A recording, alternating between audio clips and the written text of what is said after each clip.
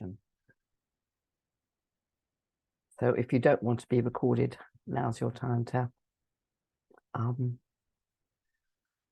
take your camera down. So welcome to what I can only call is a terrible time. At the moment, we're having a horrible time, and we're just trying to keep going despite everything. That's the best thing we can do. So this is the third week of looking at the Hebrew letters, and I hope you all realize we're gradually going through this alef-bet as we call it. And we shall gradually be coming through more and more. I'm trying to move my computer screen on. It doesn't want to do it. It's doing a I'm stuck. It's going to be fun. Oh, yes, here we go. It's going. And today we're going to do Gimmel. So we've done Aleph and Bet. This is Gimmel, the third letter of the Hebrew alef-bet, which means it's got the numerical value 3, because we use Aleph as 1, Bet as 2, and Gimmel as 3. So it's got a numeracy to it. And I mentioned gematria last week, and I'll mention it again today. It's got lots of meanings to it, to the word, of course, Gimmel. Unlike, if you have forgotten, in English, it's A and B and C and D don't mean anything.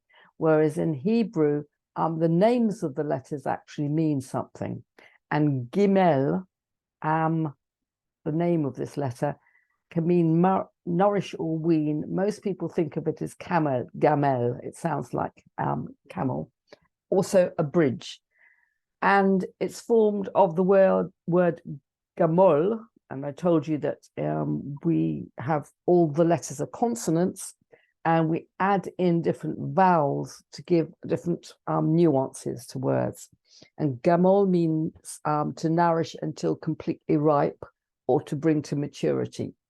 So we have an expression from this, gemilut chesed, an act of great kindness, where you bring, chesed is of an idea of love, not sexual love, but love that is sort of for humans and for the planet and everything.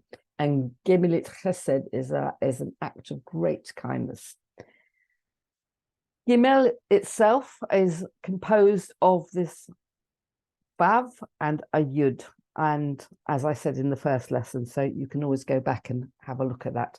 And here's the shape of a gimmel. This is the shape that you would see in a Torah scroll with lots of little crowns put on the top. I'm not going to talk about the crowns. It's for Rabbi Akiva. And so here's the vav, and here is the yud. So lots of letters are made, I said, out of just the vav, this straight letter, and the yud. And we will get to the vav very soon, because it's the 6th letter, and the yud is the 10th one. I said they're the smallest ones, or the easiest ones. And a lot of them, the words are made of, a lot of the letters are made of these two shapes. The sound of the Gimmel is g. It's the sound in the palate, g, and it's another letter like the bet that has a dot in it, a dagesh. It's a double letter. We have sort of lost the sound of it in its softer form, the ch, the Gimmel. It's more in Arabic than it is in Hebrew. And so whether it's got a dot in or not, we tend to say g when we're using it. We just make the sound g. There's lots of nice ideas around what Gimmel words mean and what the Gimmel itself looks like. It represents for some, for quite a few mystics, I've read this, a rich man running after a poor man. You'll see next week the Dalit is a poor man, and the rich man is running after the poor to give of him or herself to the poor person. The yud is a foot, implying giving of oneself, because we read that way round. It's the Gimmel's running, and the foot going forward. a wave is called a gilgul, and gilgul is also when you're cycling around. So it's this moving forward idea that is wrapped up in Gimmel. And also that all souls return and rise again to rise higher and higher rungs. Gilgul Nefesh. It's called the sort of returning, the rising, the running and returning of this Nefesh is your higher soul. You've got different souls. To be great is a word that starts with Gimmel. Gadol is to be great. And to be mighty is Gibor. These two words turn up a lot in the Torah. They're nice ancient words, Gadol and Gibor. And I told you in the Aleph class about Geula, redemption. Without the Aleph in it, it's Gula, it's exile. And with the Aleph in it, it's Geula, which has redemption to it. So we say that redemption spins on that Aleph letter. So it's all recorded. You can go back and see it at any time. Why make sounds in the first place? I know that sounds pretty weird questions. The angels didn't want humans, these strange upright creatures that speak. They thought, on the sixth day of creation, when God had made all these animals and plants and everything, and there's a bit in Genesis, sort of, should we make these humans? And apparently the angels go, no, they're too much like you, don't do it. But the animals and plants wanted humans. I know that's a strange one, but we do a lot of digging into the Torah when we don't just do fundamentalist readings of it. We dig in. And in the second version of Genesis, starts slightly differently, where all the things of heaven and earth are made, as opposed to the first version. In the first day, God did this. So in the second version, all the things are made, and then God is going to plant this human into this Garden of Eden, this beautiful world in which God has created for us. And all the things that are there, all of these living forms that are already there, are in what Rashi, the medieval commentator, calls terem, not yet. They're not quite realized. They're all there, the plants and the animals, but it's like they're in frozen animation state. The purpose of the human is to make the sound, to pray like a vav. That's why I love the letter vav. Upright, but a connection between the earth and the heaven, to reach between the earth and the heaven and to pray. And what do we pray for? The very first prayer is for rain, because rain then releases these plants and animals from terem, not yet, into actual growth and life to realize their potential. I should tell you that we've just come out of very big high holy days. So on Saturday, when everything kicked off in Israel, we were all in Shabbat, so we didn't know. And it's also was Shemini Atzeret. So none of us knew what was going on, and gradually it infiltrated into us. And Shemini Atzeret is when we start praying for rain. We have a season where half the year we pray for dew, and the other half of the year we pray for rain. And it's the first day of the prayer that we add in every day from now in, praying for rain. And it reminds us of the first humans praying for rain. So sound allows us to make prayers. And letters, we say, are sounds that are engraved in the voice. It's another aspect of when we talk about letters. I've told you they have shapes, they have numbers, they have meanings, they have lots of things, but they also are engraved in the voice. And this is very important in what I'm going to tell you in a few weeks' time about Sefer Yetzirah. I'm not going to overload too many things at once. I have to gradually let it in. So we have this book that talks a lot about engraved in the voice. And we talk about these 5 parts of sound: throat, lips, palate, tongue, and teeth, and different letters that are in different parts of it. And we've done aleph and bet, and now we're doing Gimmel in the palate. Gimmel. And so it's all about, it's not just the shapes of the letters and the numbers of the letters and what they're made of and what they mean. There's also the sound of the letters, because the sound engraves into the air and makes connections and communications and prayers, obviously. So we're using the air to change the sound into through our instruments of speech. And as I said, we add these nikuds, these vowels, to the consonants to make different sounds. There's another thing, I'm not going to dwell on it this time, but Sefer Yetzirah, this book, I'm going to expand on a little bit, which is a sort of deep Kabbalistic book. Letters are also linked to body parts. There's lots of different body parts, and each letter goes to a different part. And Gimmel, for some reason, is the right eye. I don't know. It's also linked to times and planets and lots of other things, but I'm just going to tell you for now, it's linked to the right eye. We've just gone through Sukkot, as I said, and I told you last week that the beit that we have, beit for house, from the alef-bet, the beit is a house, and we sit in this temporary house and we shake 4 species of myrtle, willow, palm, and this lemon, etrog, it's called, but a lemon. And we make prayers for every nation. It's in the Torah version, when we were doing sacrifices in the temple, we did 70 sacrifices every day for the 70 nations of the world. But we also do this 4 species. And at the very end of Sukkot, we do this wonderful season called Hoshana Rabbah, a prayer for rain. And here we go with our rain again. And we circle around the synagogue or wherever we're praying 7 times. We do that in a marriage as well. And we pray for harvests, for the earth, for living creatures. And we shake willow leaves from that 4 species. We take the willow leaves out, because willow leaves look like lips that make speech. And we are going to make prayers. And so everything gets linked back up.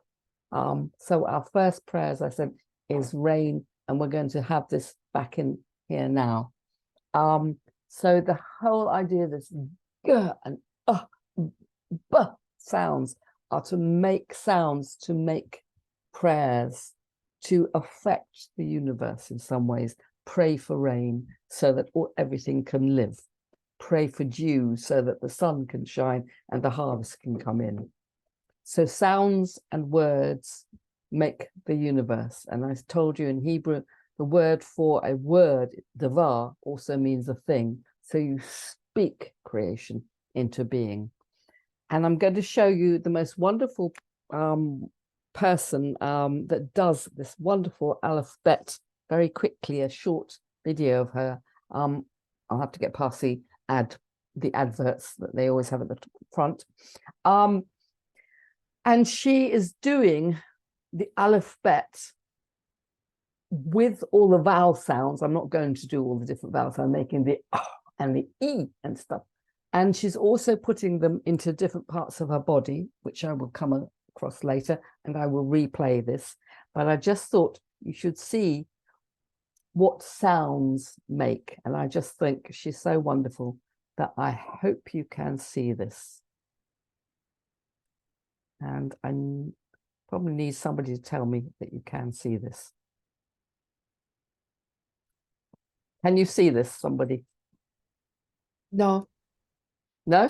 I'll stop sharing.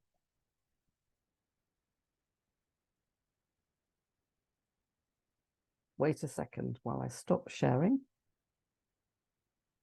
and see if that works. Can you see it now? I think you need to choose the window from YouTube under share screen. So you need to Oh. unshare and then share a new window. Right, thank you.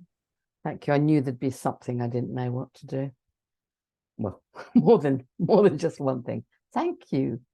So I need to come out. I've come out of shared screen, right? And now I have to share this screen. Thank you. Oh, it's so good to have people that know on it. Just share this one.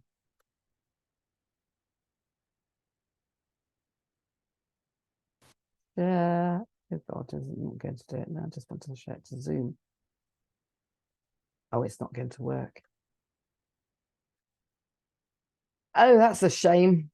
Okay, well then I'm going to just tell you to go and see it. It's called Victoria Hannah, the alef-bet Hoshana video. You'll love it. I think you'll love it. It's a really beautiful one. I'll try and get it to work for next time. And she links up all the different sounds, body parts, and everything that goes together. So it was very much to do with Hoshana Rabbah and by wanting you to hear these words coming into making prayers, making sounds into existence, these great and strong gibors words making things happen. But I will practice next time a little bit better so that you can get to see it. As I said, Gimmel, the gematria is 3, and 3 echoes quite a few things for us. There are 3 fathers, Abraham, Isaac, and Jacob. And the number also symbolizes an idea in Kabbalah that's called Tiferet, that links between that chesed I told you about of love and Gevurah, which is its opposite, which is boundary, restraint. And I'll tell you more about that very soon. But in the middle is this 3rd number, Tiferet, which is harmony, about balance between extremes. And it's always balancing things. So the gematria of Gimmel somehow is this peaceful, loving balance letter that I hope is will start to make sense as we do a little bit more about Sefer Yetzirah and Kabbalah, which I'm going to open the Kabbalah a bit next week. Gradually adding in sound. Could you share the screen again so we can't see your presentation? No, because I'm about to come out of it and do meditation. So I thought next week we'll go on to explore a little bit more of the Kabbalah. So this week I'm just trying to get the idea of sounds carving into the universe, because that will come more in Sefer Yetzirah part in a couple of weeks' time, and how they all link up, that we're making these sounds, God's making sounds to create the universe, and we're making sounds back to God. It works both ways. And so I thought would end with a short meditation on Gimmel. If you want to have a moment to just relax and come into your selves and think of these willow leaves, maybe. So you take in a couple of deep breaths and then breathe out very nice and relaxed. And breathe out all that has annoyed you for the week.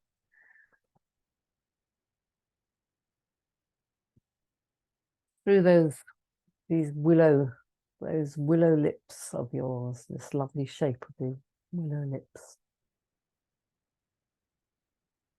And just have that moment of allowing the breath out through through all these instruments that make sound, the whole of your head, face making sound. And we'll think a little bit about the Gimmel, this 3rd letter that links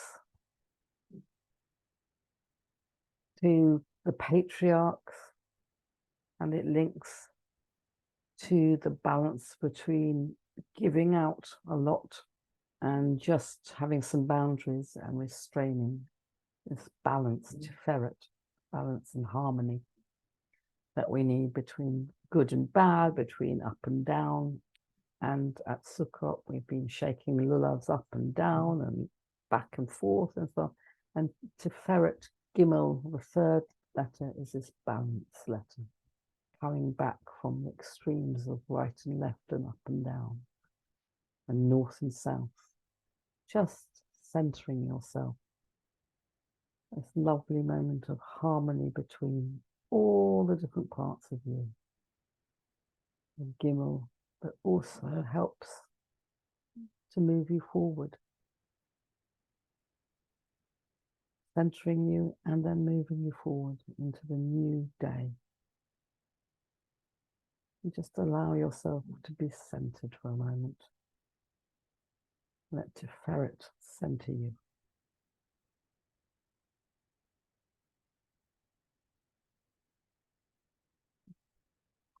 And then let Gimmel move you forward where you want to go. For us, it's the start of a new year. It's time to turn and return and turn and return, just like Gimmel. It's turn and return, knowing we can always come back before we go forward, around on this wheel, balancing ourselves back again, coming back to where we need to be, in the middle, so that we can move forward.